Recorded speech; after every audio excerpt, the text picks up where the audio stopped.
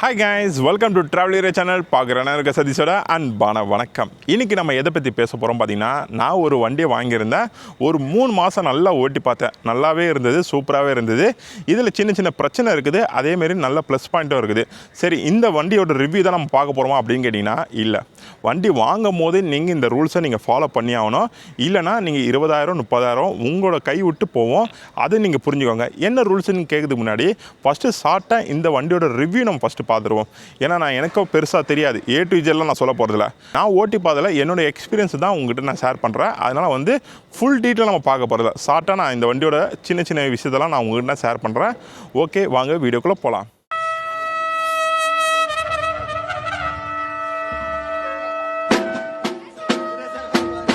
Hoje não deu pra Peppa, é o bonde dos gaviões. Se for chorar, manda. Não atendo ligação. Corinthians não é time. First இந்த வண்டியோட லுக்கு பாருங்கள், ரொம்ப ஷார்ப்பாக இருக்குது. என்ன ஷார்ப்பு போட்டா பலாப்பழ மாதிரி பழக்கம் போட்டிருக்கேன்.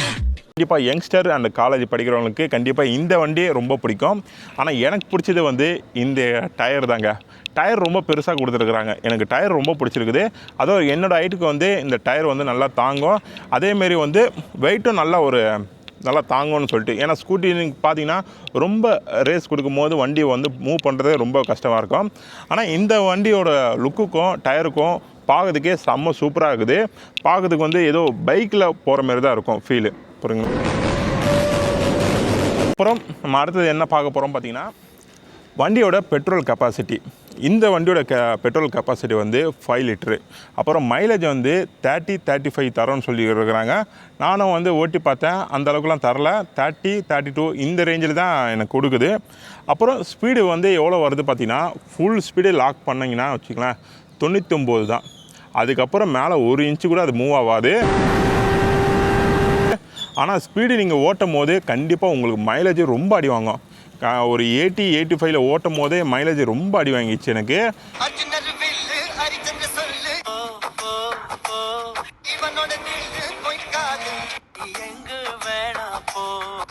டக்குன்னு இம்மிடியட்டாக பெட்ரோல் போட்டு கம்மியாகிட்டே போகுது. அதுக்கப்புறம் ஸ்பீடு இன்க்ரீஸே ஆகலை. அதை ஒன்று நோட் பண்ணிக்கோங்க. அடுத்தது, பைக் வாங்கும்போது சில ஃபிட்டிங் அடிஷ்னலாக வரும். அதெல்லாம் உங்களுக்கு தேவையான கேட்பாங்க. உங்களுக்கு விருப்பம் இருந்தால் நீங்கள் வாங்கிக்கோங்க. எனக்கு வீட்டில் பெரியவங்க இருக்கிறாங்க, இல்லைனா அம்மா இருக்கிறாங்க. அவங்க உட்காரத்துக்கு இங்கே கால் வைக்கிற இடம் வாங்கியிருக்கிறேன். இது லேடிஸ் புட்ரஸாக என்னமோ சம்திங் சொல்லுவாங்க. அதுக்கப்புறம் நம்பர் பிளேட்டு இப்போ கொஞ்சம் டிஃப்ரெண்ட்டாக வந்துருக்குது. நம்பர் பிளேட்டை சுற்றி அந்த கார்டு மாரி வரும் பார்த்தீங்களா, அது வந்துருக்குது. அப்புறம் மிரர் சொன்னாங்க. அப்புறம் மேட்டு தரேன்னு சொன்னாங்க. அதுக்கும் சேர்த்து தான் பைசா வாங்கினாங்க. இன்ன வரைக்கும் மேட்டு வரல. அதெல்லாம் நீங்கள் கேட்டு வாங்கிக்கோங்க உங்களுக்கு தேவைப்பட்டா. அப்புறமேட்டு அடுத்ததாக ஒன்று பார்க்க போகிறோம். இந்த வண்டியில் இந்த ப்ளக்கு, அதனாவது சார்ஜ் போடுற அந்த கேபிள் கொடுத்துருக்குறாங்க. உங்களுக்கு காட்டுறேன் பாருங்கள். கேபிள் பார்த்தீங்கன்னா உங்களுக்கு தெரியும். உங்களுக்கு கிட்ட காட்டுறேன். எவ்வளவு ஸ்மார்ட்டா இருக்கு தெரியுமா? இந்த கேபிள் கொடுத்துருக்குறாங்க. ஆனால் இது நான் யூஸ் பண்ணல அதிகமாக, ஏன்னா எனக்கு இப்போதைக்கு தேவைப்படலை. ஓகே, இது ஒரு 4000 கிலோமீட்டர் நான் வண்டியை ஓட்டி பார்த்தேன். இந்த ஓட்டி பார்த்ததில் எனக்கு என்ன மாதிரியான ஒரு ஃபீல் கொடுக்குது பார்த்திங்கன்னா, சீட்டு தான். சீட்டு ரொம்பவே கஷ்டமாக இருக்குது. ஏன்னா நம்ம ஒவ்வொரு பிரேக் அடிக்கும் போதும் அது சரிக்கிட்டே நம்மளுக்கு முன்னாடி வருது. கண்டிப்பாக சீட்டை மாற்றி தான் ஆகணும். புரியுங்களா? கம்பெனி கொடுக்குறது இதுதான். ஆனால் ட்ரைவிங் பண்ணும்போது சீட்டு ரொம்பவே பெயினாக இருக்குது. இப்போ அந்த பெட்டெக்ஸு தொடலாம் ரொம்ப பெயினாக இருக்குது. சீட்டு அந்தளவுக்கு எனக்கு பிடிக்கல. ஸ்பெஷல் எடிஷன் வாங்கினேனே. என்ன ஆக்ஷனை போடுறியா? அப்புறம் பின்னாடி உட்காரவங்களுக்கு ரொம்ப ஹைட்டாக கொடுத்துருக்குறாங்க. இப்போ நான் உட்காந்து காட்டுறேன், உங்களுக்கு பாருங்கள். பார்த்தீங்கன்னா உங்களுக்கு தெரியும் எந்த அளவுக்கு ஹைட்டாக இருக்குதுன்னு சொல்லிட்டு. இது ரொம்ப சூப்பராக இருக்குது. பின்னாடி உட்காரவங்களுக்கு ஓகே. ஆனால் ரொம்ப வயசானவங்க இல்லை வீட்டில் பெரியவங்க, அவங்களுக்கு உட்காரும் போது ரொம்பவே கஷ்டமாக இருக்கும். ஏன்னா இங்கே பிடிச்சிக்கிறதுக்கு எதுவும் இல்லை, பின்னாடி தான் நீங்கள் பிடிச்சிக்கணும். இப்படி வச்சுன்னா இங்கே தான் பிடிச்சிக்கணும். ஏன்னா இங்கே பிடிக்கிறதுக்கு எந்த ஒரு கம்பி அந்த இதெல்லாம் எதுவும் கொடுக்கல. நானும் இங்கே கேட்டு பார்த்தேன், அந்த புதுப்பேட்டையில் அங்கெல்லாம் போய் கேட்டு பார்த்தேன். இந்த வண்டிக்கு இன்னும் அந்தமாரி மாடல் வரலையாம். ஓகே, நல்லா கிராஸா ஏறிவா. திருப்பு நல்லா திருப்பு அப்படியே கிராஸா வரணும். So 8 completed. Very good. வண்டிக்கு பிரேக் பிடிக்குதான்னு கேட்டிங்கன்னா, வண்டிக்கு பிரேக்கு சொல்கிறதோட முன்னாடி தான் டிஸ்க்கு, பின்னாடி வந்து டிஸ்க் இல்லை. அது வந்து வண்டி ஸ்டார்டிங் புதுசில் வந்து நல்லாவே இருந்தது பிரேக் சிஸ்டமு. ஆனால் சர்வீஸ் விட்ட பிறகு பிரேக் சிஸ்டம் ரொம்ப மோசமாக இருக்குது. டிஸ்க்கு மட்டும் தான் நான் அதிகமாக யூஸ் பண்ணுற மாரி இருக்குது. ஆனால் தேவைப்படுற நேரத்தில் டிஸ்க்கு யூஸ் பண்ணுறேன். ஆனால் மற்றபடி வந்து பேக்கில் பிடிச்சா ரொம்ப லோவாக இருக்குது. அது நான் சர்வீஸ் விட்டு அந்த சர்வீஸ்லேயே நான் கம்ப்ளைண்ட் பண்ணேன். பிரேக் அந்தளவுக்கு எனக்கு பிடிக்க மாட்டுதுன்னு சொன்னேன். அவங்க என்ன சொன்னாங்க, இது வந்து ஷூ சார், அந்த இது வந்து அப்படி தான் இருக்கும், டிஸ்க்கு வேறு இது வேறு, அப்படி நம்மளை வந்து இது பண்ணுறாங்க. பட் அது இந்த வண்டியில் ரொம்ப பிரச்சனையாக தான் இருக்குது. பேக் பிரேக் வந்து டிஸ்க் இல்லை, அது கொஞ்சம் கஷ்டமாக இருக்குது.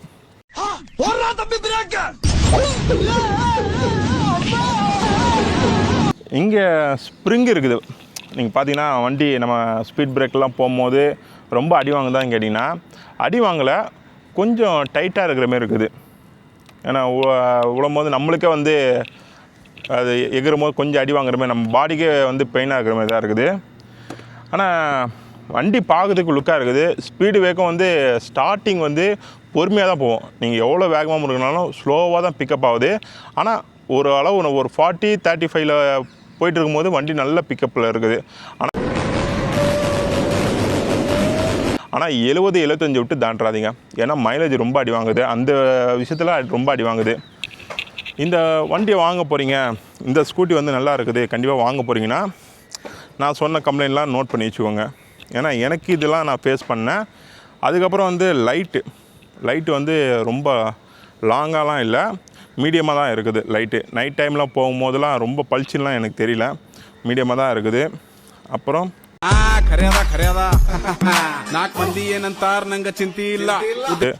அப்புறம் செல்ஃபில் வந்து நீங்கள் டிராஃபிக்கில் இருக்கும் போது வண்டி ஓடிட்டே இருக்காமல் ஆட்டோமேட்டிக்காக ஆஃப் ஆகிறதுக்கு இங்கே ஒரு பட்டன் கொடுத்துக்கிறாங்க. ஒரு 3 செகண்டில் வந்து ஆட்டோமேட்டிக்காக அதே ஆஃப் ஆகிடும். மறுபடியும் வந்து பிரேக்கை பிடிச்சி ஆக்சிலேட்டர் கொடுக்கும்போது மறுபடியும் ஸ்டார்ட் ஆகிடும். அப்புறம் பெட்ரோல் டேங்க்கு எங்கே கொடுத்துறாங்க பார்த்தீங்கன்னா இங்கே கொடுத்துருக்குறாங்க. பார்த்தீங்கன்னா இங்கே கொடுத்துருக்குறாங்க. ஓகே, ஏன்னா சீட்டை ஓப்பன் பண்ண தேவையில்ல. சீட்டை ஓப்பன் பண்ண சொல்லும் போது தான் உங்களுக்கு நான் சீட்டு பேக்கில் வந்து எவ்வளோ இருக்குதுன்னு காட்டவே இல்லை. ரொம்ப சின்ன இது தான். பேக்கில் பார்த்தீங்கன்னா ஒரு சின்ன ஒரு ஹெல்மெட் வச்சுக்கலாம், மற்றபடி பெரிய இடம்லாம் இல்லை எனக்கு தெரிஞ்சு. பெட்ரோல் டேங்க் இங்கே இருக்குது, சின்ன இடம், ஒரு ஹெல்மெட் வச்சுக்கலாங்க. வேறு ஏதோ ஒன்று பெரிய திங்ஸ்லாம் நீங்கள் வச்சுக்க முடியாது. அப்புறம் வந்து கீழே லைட்டு கொடுத்துருக்குறாங்க. இந்த இடத்துல லைட் இருக்குது, உங்களுக்கு காட்டுறேன்.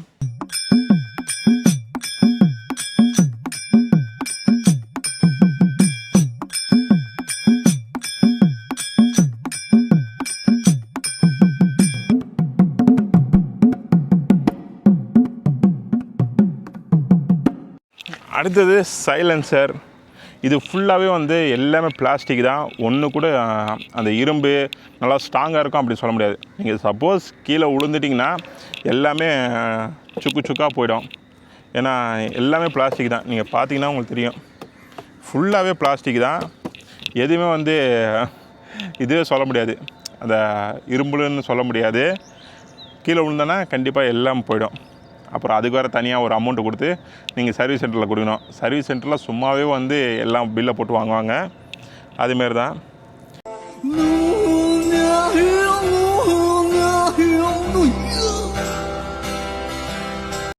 ஃபஸ்ட்டு சர்வீஸ் விடும்போது வண்டி ரொம்பவே நல்லா இருந்தது. அதாவது வண்டி விடுறதுக்கு முன்னாடி நீங்கள் வண்டி ஆக்சிலேட்டர் முறுக்கும்போது சவுண்டே கேட்காது, இன்ஜின் சவுண்டு எதுவுமே கேட்காது. ஆனால் செகண்ட் சர்வீஸ்லாம் விடும்போது இன்ஜின்லேருந்து டிஃப்ரெண்ட்டான சவுண்டு வருது. அது என்னன்னு கேட்டால், இது சர்வீஸ் முடிஞ்சால் அப்படி தான் சார் வரும், இன்ஜின் எல்லாம் மாற்றிட்டு இருக்கிறோம்ல அதெல்லாம் அப்படி தான் வரும் சவுண்டுன்னு அப்படின்னு நம்மளை இது பண்ண பார்க்குறாங்க தவிர்த்து அந்த சர்வீஸ் அந்தளவுக்கு கொஞ்சம் கரெக்டாக இல்லை. கொடுக்கணும் 125cc இல்ல, பழைய இன்ஜின் ஸ்பேர் பார்ட்ஸ் கிடைக்கிறதுல ரொம்ப கஷ்டம். இருந்தாலும் அட்ஜஸ்ட் பண்ணி ஆராய்ச்சி கொடுத்துட்றேன். ஒரு 9000 ஆகும். 9000? ஆமா. ஏன்னா லாஸ்ட் டைம் வந்து பிரேக்கை சுத்தமாக பிடிக்கல. நான் கம்ப்ளைண்ட் இஷ்யூ பண்ணியிருக்கிறேன், பிரேக் பிடிக்கலங்க அப்படின்னு சொல்லிட்டு. ஆனால் அப்படி வந்துட்டு லைட்டை டைட் பண்ணிட்டு இப்போ ஓட்டுங்கன்னு சொன்னாங்க. சேம் அதே மாதிரி தான் இருக்குது. ஆனால் மறுபடியும் போய் அவங்ககிட்ட போயிட்டு ஆர்கியூமெண்ட் பண்ண முடியல. ஏன்னா அவங்க சொல்கிறது தான் கரெக்டுன்னு அப்படின்னு இருக்கிறாங்க. சரி, ஓகே, சர்வீஸ் அப்படி இருக்குது. ஆனால் வண்டியை வந்து வாங்கலாமா வேணாமான்னு கேட்டிங்கன்னா யங்ஸ்டருக்கு ஓகே. ஆனால் நீங்கள் கொஞ்சம் இப்போ லேடிஸு இல்லைனா ரொம்ப வயசானவங்க ஓட்டுறாங்கன்னா இந்த வண்டியை வந்து வாங்குறது ரொம்ப கஷ்டம். ஏன்னா ஒன்றும் மைலேஜ் இன்னொன்று பேலன்ஸ் பண்ண முடியாது, ஏன்னா ரொம்ப ஹைட்டாக இருக்குது. அப்புறம் பின்னாடி உட்காரவங்களுக்கு ரொம்பவே கஷ்டம். ஏன்னா யங்ஸ்டருக்கு ஓகே, யங்ஸ்டரு அண்ட் லேடிஸு அவங்களுக்கு ஓகே. ஆனால் வயசானவங்க அவங்களுக்கு ஏறி உட்கார முடியல, ஏன்னா அங்கே பிடிக்கிறதுக்கு ஒரு பிடிமான எதுவுமே இல்லை, பேக்கில் தான் கொடுத்துருக்குறாங்க. ஓகேங்களா? சரி, இதுதாங்க வண்டியோட ரிவ்யூ. நான் 1,12,000 நான் வந்து இந்த வண்டியை வாங்கியிருக்கிறேன். அகைன் வந்து ஒரு லுக்கு பார்த்துக்கோங்க வண்டியை. நான் அதுக்கப்புறம் முக்கியமான விஷயம் பேச போகிறேன்ல, அதுக்காக.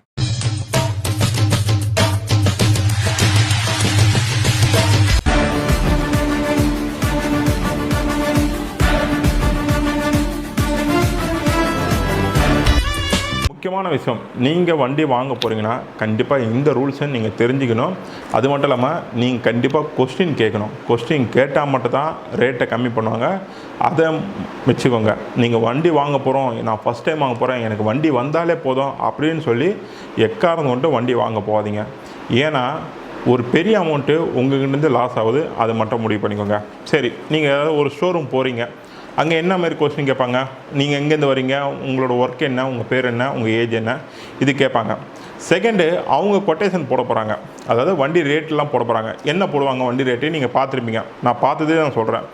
எக்ஸ்டோரூம் ப்ரைஸு, அப்புறம் இன்சூரன்ஸு, அப்புறம் road tax, registration and other சார்ஜுன்னு சொல்லி ரவுண்டாக போடுவாங்க ஒரு அமௌண்ட்டை. அதுக்கப்புறம் வந்து அக்சசரிஸ், நீங்கள் ஏதாவது ஃபிட்டிங் பண்ண போகிறீங்களா அப்படின்னு சொல்லி அவங்க ஒரு 4-5 விஷயம் சொல்லுவாங்க. அது உங்களுக்கு விருப்பம் தான் நீங்கள் போட்டுக்கலாம். ஓகேங்களா? அதுவும் அமௌண்ட் எழுத்துவாங்க. அப்புறம் வந்து வாரண்டி சார்ஜ், வேறு ஏதாச்சும் ஒரு ப்ராப்ளம் இன்கேஸ் வந்து வண்டிக்குள்ளே ப்ராப்ளம்னா அதுக்கு வாரண்டி கொடுப்பாங்க. அதுவும் வந்து கம்பல்சரிலாம் இல்லை, உங்களுக்கு விருப்பம் தான் நீங்கள் போட்டுக்கலாம். அதுக்கப்புறம் வந்து அதர் எக்ஸ்பென்ஸ், அதுனா ஃப்ளாக் டே ₹100 வந்து நீங்கள் கம்பல்சரி நீங்கள் பே பண்ணுறோம். இதெல்லாம் சேர்த்து தான் ஒரு அமௌண்ட்டு போடுவாங்க. எக்ஸாம்பிள் சொல்லணும்னு வச்சிங்களேன், ஒரு 1,50,000 வச்சுக்கோங்க வண்டி ரேட்டு. எதெல்லாம் இன்க்ளூட் ஆகுதுன்னா நான் சொன்ன எல்லாமே இன்க்ளூட் ஆகிடும், 1,50,000 ஓகேங்களா? இப்போ நீங்கள் கொஸ்டின் கேட்க வேண்டிய இடம் எதுன்னு பார்த்தீங்கன்னா, எக்ஸ்டோரூம் ப்ரைஸ் போடுவாங்க, அதை நீங்கள் கொஸ்டின் கேட்கக்கூடாது. அதுக்கப்புறம் இன்சூரன்ஸ் கவரேஜ், அதுவும் நீங்கள் கொஸ்டின் கேட்கக்கூடாது. ஏன் இது ரெண்டுனா, எக்ஸ்டோரூம் வந்து மேனுஃபேக்சரிங் பண்ணுறா பார்த்தீங்களா, அங்கேருந்து வருது, அதனால் வந்து அதில் கை வைக்க மாட்டாங்க. இன்சூரன்ஸ் வந்து அதர் கம்பெனி, வேறு ஒரு கம்பெனி, அதுலேயே வந்து நீங்கள் அவங்க கை வைக்க மாட்டாங்க. ரோட் டேக்ஸ், ரிஜிஸ்ட்ரேஷன், அப்புறம் வந்து அதர் சார்ஜ், இதில் தான் வந்து அந்த கம்பெனி வந்து கை வைக்கும். ரோட் டேக்ஸை கண்டிப்பாக வந்து road tax, registration, other charge, இது ரவுண்டாக வந்து ஒரு அமௌண்ட் போடுவாங்க. 20,000 வச்சுக்கோங்க. இந்த ரவுண்டாக அமௌண்ட் போட்டிங்கன்னா நீங்கள் ஸ்பிட் அப் கேளுங்க, எனக்கு தனித்தனியாக கொடுங்க, எனக்கு மொத்தமாக நீங்கள் பணம் போட வேண்டாம், எதுக்கு பிடிக்கிறீங்கன்னு சொல்லி அது தனியாக கேட்டுக்கோங்க. தனியாக கேட்டு வாங்கினீங்கன்னா ரோட் டேக்ஸு, அதாவது இந்த ரோட் டேக்ஸ் எப்படி வந்து கால்குலேட் பண்ண வச்சுன்னா, எக்ஸ்டோரூம் ப்ரைஸ் இருக்குது வச்சுங்களா, ஒரு அமௌண்ட் இருக்குது வச்சுங்களா, உங்களுக்கு எக்ஸாம்பிள் சொல்கிறேன்னு வச்சுங்களேன், எக்ஸ்டோரூம் ப்ரைஸு ₹1,00,000. இப்போ ரோட் டேக்ஸு நீங்கள் வந்து பே பண்ணணும். அதுக்கு வந்து எப்படி கால்குலேட் பண்ணணும் பார்த்தீங்கன்னா, உங்கள் வண்டியோட சிசி இப்போ பார்த்துக்கோங்க, அது வந்து 125 சிசியாக இருக்கலாம், 150, 155 அதுமாரி இருக்கலாம். இந்த 150 மேலே போனாலே 12% அந்த இதில் வந்துடும் ரோட் டேக்ஸு. இந்த 125 சிசி, அதாவது 150க்குள்ளே இருக்குது வச்சுங்களேன், அதில் வந்து 10% தான் நீங்கள் இப்போ பே பண்ணுற மாதிரி இருக்கும். இந்த ₹1,00,000 வந்து 10% எவ்வளோ டேக்ஸ்னால் ₹10,000 தான், புரியுங்களா? ஆனால் அதுக்கு மேலே நீங்கள் அவங்க போட்டாங்கன்னா நீங்கள் கண்டிப்பாக கொஸ்டின் கேட்கணும், எதுக்கு இவ்வளோ மேலே போகிறீங்க, என்ன ரீசன், ரோட் டேக்ஸு எவ்வளோ வருது அப்படின்னு நீங்கள் கேளுங்க. கண்டிப்பாக அவங்க வந்து உங்களுக்கு பதில் சொல்லுவாங்க. அப்படி சொல்லனா நீங்கள் கண்டிப்பாக வந்து கொஸ்டினை ரைஸ் பண்ணலாம். சரி, செகண்டு ரிஜிஸ்ட்ரேஷன் ஃபீஸ் வந்து ரொம்ப கம்மி தாங்க. நீங்கள் கார்டு வாங்குற பார்த்தீங்களா, வண்டி கார்டு வாங்குறீங்க, அதான் பாஸ்புக்கா, ஆர்சி புக், அது வண்டியோட ஆர்சி புக் வாங்குறீங்க, அதுக்கு வந்து ₹200 தான், ரிஜிஸ்ட்ரேஷன் ₹300 தான். நீங்கள் வெப்சைட்டில் போய் பாருங்களேன், இதுதான் டோட்டலாக ₹500 தான் சார்ஜ் பண்ணோம். ஆனால் அதுக்கு தவிர்த்து அவங்க 3,000 4,000 அவங்க போட்டாங்கன்னா எதுக்காக அந்த அமௌண்ட்டு போகிறீங்கன்னு கேட்டிங்கன்னா வண்டி எடுத்துகிட்டு போகிறது, வண்டியை கூட்டிகிட்டு வர்றது, இதெல்லாம் சொல்லுவாங்க. இது வந்து கோர்ட்டே ஆர்டர் போட்டாங்க. நீங்கள் அதுக்கெல்லாம் வந்து எக்ஸ்போர்ட்டு இம்போர்ட்டு அந்த சார்ஜை நீங்கள் போடக்கூடாது. கஸ்டமர் பண்ண அவங்க உங்கள்கிட்ட பொருள் வாங்குறாங்க, அதனால் நீங்கள் அதே அமௌண்ட்டு தான் நீங்கள் கொடுக்கணும். இதுக்கு எக்ஸ்ட்ரா சார்ஜ் போகிறோன்னு சொல்லி பண்ணக்கூடாது. நீங்கள் அவங்க கம்மி பண்ணலன்னா நீங்கள் வந்து ரெக்வஸ்ட்டாக கேட்டு பாருங்கள், இதை குறைக்க முடியுமா முடியாதான்னு கேட்டு பாருங்கள். அவங்க கண்டிப்பாக குறைச்சி தான் ஆகணும். அப்படி இல்லைன்னா வச்சுங்களேன், நீங்கள் இன்வாய்ஸ் பில்லு உங்கள்கிட்ட இருந்ததுன்னா நீங்கள் நேராக போய்ட்டு கோர்ட்டில் நீங்கள் கண்டிப்பாக கேஸ் போடலாம். ஏன்னா இதை பற்றி நான் சாதாரணமாக நான் சொல்ல 4 பேர்கிட்ட விசாரிச்சுட்டு வந்தேன். ஏன்னா விசாரிச்சுட்டு அப்புறம் லாயர்கிட்ட கேட்டு தான் நான் சொல்கிறேன், அதுமாரி போடக்கூடாது, ஏன்னா அவங்க கூட்டிகிட்டு வர்றது கம்பெனியோட பொறுப்பு. நம்மக்கிட்ட அதை வந்து பண்ணக்கூடாது. அது வந்து கோர்ட்டே வந்து ஆர்டர் போட்டுக்கிறாங்க. அதுக்கப்புறம் அதர் சார்ஜ். அப்படி அதர் சார்ஜ்னால் என்னன்னு கேளுங்க. எக்ஸ்போர்ட் அந்த லாஜிஸ்டிக் சார்ஜு, அதர் சார்ஜெலாம் சொல்லுவாங்க. அதுவும் வந்து போடக்கூடாது. லாஜிஸ்டிக் சார்ஜ்னால் இங்கே கம்பெனிலேருந்து இறக்குறது, வண்டியில் வந்து லாரியில் வந்து இறக்குறது, அப்புறம் இங்கேருந்து வேறு கொண்டுட்டு போகிறது, இப்படிலாம் சொல்லுவாங்க. அதுவும் போடக்கூடாது. இது போக உங்களுக்கு எவ்வளோ டிஸ்கவுண்ட் பண்ணுவாங்க பார்த்தீங்கன்னா, இந்த லாஜிஸ்டிக் சார்ஜுன்னு சொல்கிறோம் பார்த்தீங்கன்னா, அதை தான் டிஸ்கவுண்ட் பண்ணுவாங்க. கேட்டால் அது அவங்க ஏதோ பெருந்தன்மையாக டிஸ்கவுண்ட் பண்ணுற மாரி பண்ணுறாங்க. ஆனால் அந்த அமௌண்ட்டில் தான் டிஸ்கவுண்ட்டே பண்ணுறாங்க.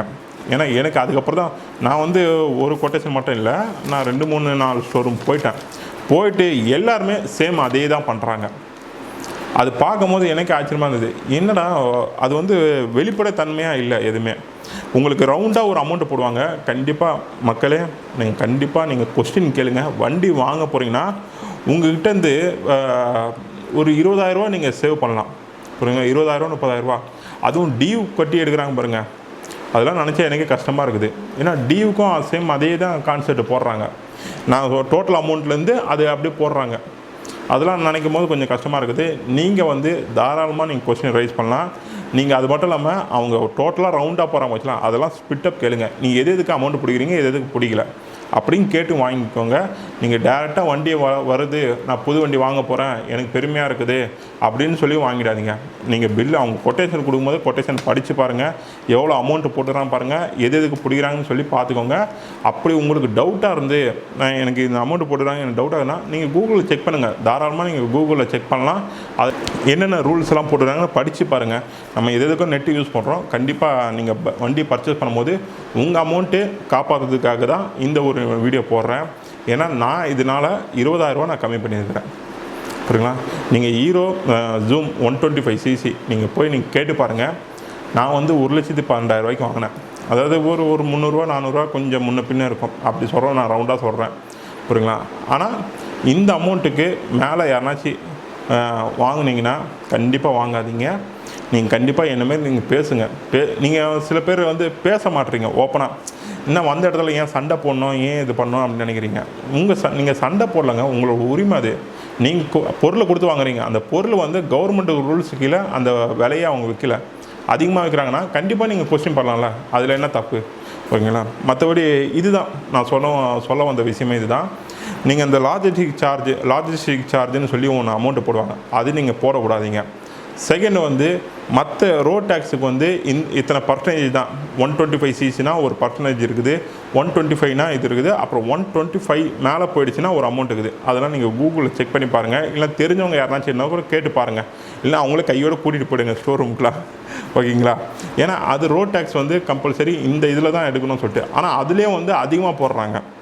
அதுக்கப்புறம் வந்து நீங்கள் இந்த பேர் பாஸ்ன்னு சொல்லி ஃபிட்டிங் சார்ஜ் சொல்கிறாங்க பார்த்தீங்களா, அது கூட நீங்கள் வெளியே கூட நீங்கள் போட்டுக்கலாம். ஏன்னா உள்ளே போட வேண்டியதான். உள்ளே வந்து ஓவர் ரேட் இருக்கிறாங்க பாருங்களேன். எல்லாருமே வந்து நான் எக்ஸாம்பிள் சொன்னா வச்சுங்களேன், நாங்கள் ஒரு கொட்டேஷன் வச்சுக்கிறேன். யமகா ஸ்டோரூம் இது ஒரு ஏரியாவில், அதாவது எங்கே அதுக்கு கேகே நகர் ஏரியாவில் 1,72,000 ரூபா வண்டியோட ரேட்டு. அதே வண்டியை நான் இங்கே என்கொயரி பண்ணேன் 1,43,000 ரூபா.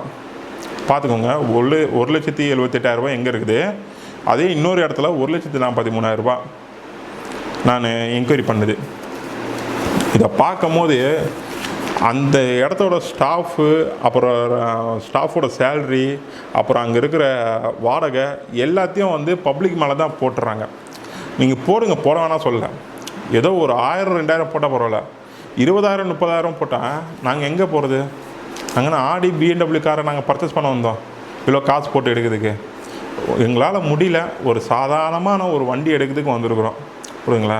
சில பேர் இதை நம்பியே வாழ்க்கையை ஓட்டிகிட்டு இருப்பாங்க. டியூவில் எடுத்து அதுக்கப்புறம் டெலிவரி அந்த பைக் டாக்ஸி அப்படி ஓட்டுறாங்க. அவங்களுக்கும் சேம் இதே அமௌண்ட்டு போட்டால் என்ன அர்த்தம்? ஓகே கைஸ், கொஞ்சம் உஷாராக இருங்க. நீங்கள் எந்த வண்டி வந்தாலும் சரி, காருக்கும் சரி, நீங்கள் காரை பர்ச்சேஸ் பண்ணால் அவங்கள்ட்ட ஸ்பில்டப் கேள்வி நீங்கள் அமௌண்ட்டை பேசுங்க. எதுக்கு பிடிக்கிறீங்க, எது பிடிக்கல. அதுக்கப்புறம் நீங்கள் என்ன பர்சனலாக டிஸ்கவுண்ட் பண்ணுவீங்க, நாங்கள் நெட் கேஷ் கொடுத்து எடுத்தால் என்ன டிஸ்கவுண்ட் பண்ணுவீங்க அப்படின்னு சொல்லி உங்களால் முடிஞ்சது சில விஷயத்த நீங்கள் பேசுங்க. இப்போ கண்டிப்பாக நான் சொன்னது உங்களுக்கு கண்டிப்பாக புரிஞ்சிருக்கும் நான் நம்புகிறேன். புரியாதவங்க கமெண்டில் மென்ஷன் பண்ணுங்கள், நான் உங்களுக்கு ஆன்சர் பண்ணுறேன். ஓகே கைஸ், இந்த வண்டியோட ரிவ்யூ வந்து எப்படின்னு சொல்லிட்டு கமெண்ட்டில் மென்ஷன் பண்ணுங்கள். இந்த இடத்த விட்டு நம்ம கிளம்பிடலாம். இந்த வீடியோ உங்களுக்கு பிடிச்சிருந்தா லைக் பண்ணுங்கள், ஷேர் பண்ணுங்கள், கமெண்ட் பண்ணுங்கள். மறக்காம சேனலுக்கு வந்து சப்ஸ்கிரைப் பண்ணிடுங்க. Okay guys, bye bye.